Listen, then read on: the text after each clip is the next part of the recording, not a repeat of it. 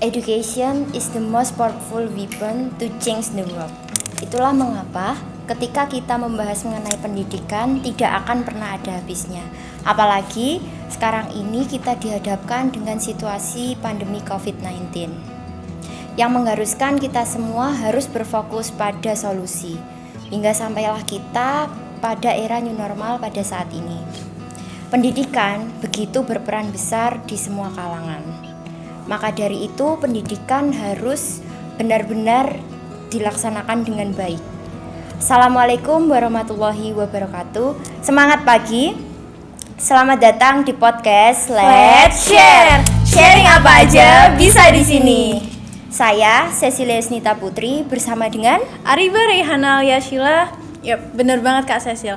Karena kita sebagai pelajar juga pendidikan itu nggak harus tentang apa-apa tentang menghafal, tapi juga tentang pendidikan karakter seperti apa yang sudah dikatakan sama Ki Haji Ahmad Dahlan. Nah, benar banget. Nah, ngomongin tentang pandemi nih. Selama kamu di rumah aja, kan udah hampir 2 tahun nih ya. Kegiatan produktif apa aja sih yang udah Asila lakukan? Kegiatan produktifnya itu mungkin beda ya. Mungkin kalau misalnya di sekolah itu kita belajarnya secara tatap muka secara langsung, tapi waktu daring kita belajarnya lewat via Zoom gitu sih. Terus nggak lupa juga lebih ke hafalan, nambah hafalan juga, terus halakoh juga daring. Nah, ngomongin tentang hafalan nih ya, hafalan Quran. Di sekolah kita kan juga ada tahfidz Quran nih ya. Bener. Nah, media pembelajaran apa sih yang dipakai? Kalau media pembelajaran di sekolah kita itu biasanya pakai ini, via video call ya. Biasanya kalau hari Jumat itu kita langsung kayak ketemu sama gurunya, setoran langsung gitu sih. Selama pandemi COVID-19 berlangsung kan udah hampir 2 tahun nih ya. Bener. Pada saat itu kamu kelas berapa sih? Kelas 8 ya, kelas 8 semester 2 juga. Aku masih ingat ini kata-katanya dari guru. Kita pembelajaran sementara 2 minggu di rumah.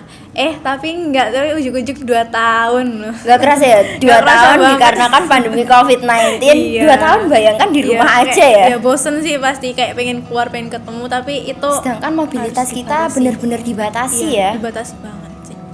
Nah, gak kerasa nih ya pandemi COVID-19 berjalan 2 tahun.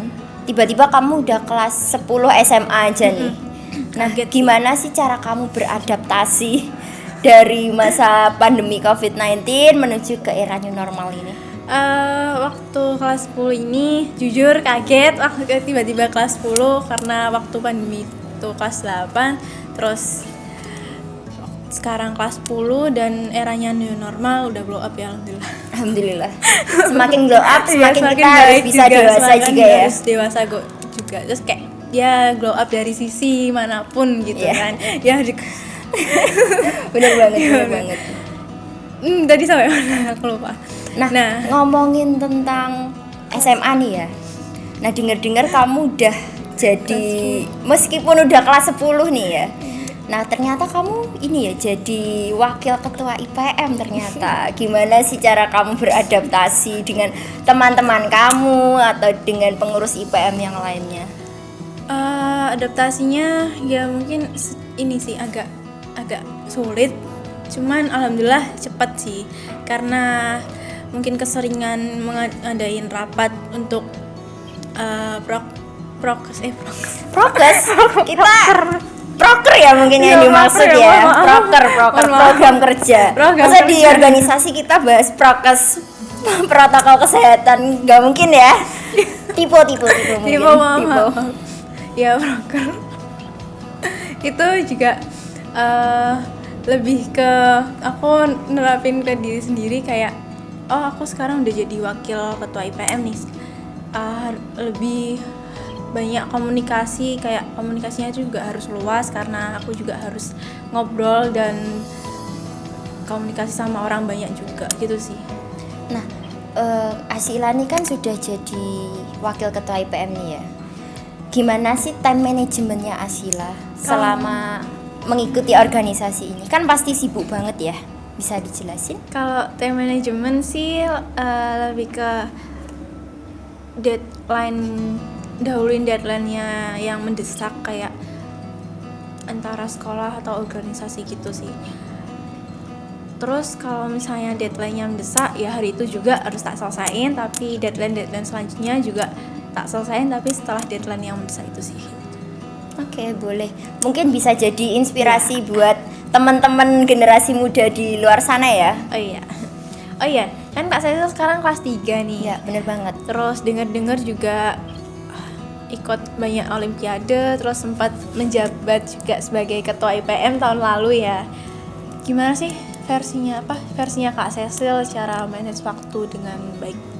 Kalau aku dulu sampai sekarang ya, kalau aku memanage waktu harus bisa menerapkan sistem priority management. Jadi kita harus bisa melihat kegiatan itu urgent atau enggak, mendesak harus dilaksanakan di saat itu atau tidak, seperti itu. Jadi semua kegiatan waktunya harus bisa dibagi secara adil ya, supaya bisa berjalan dengan lancar.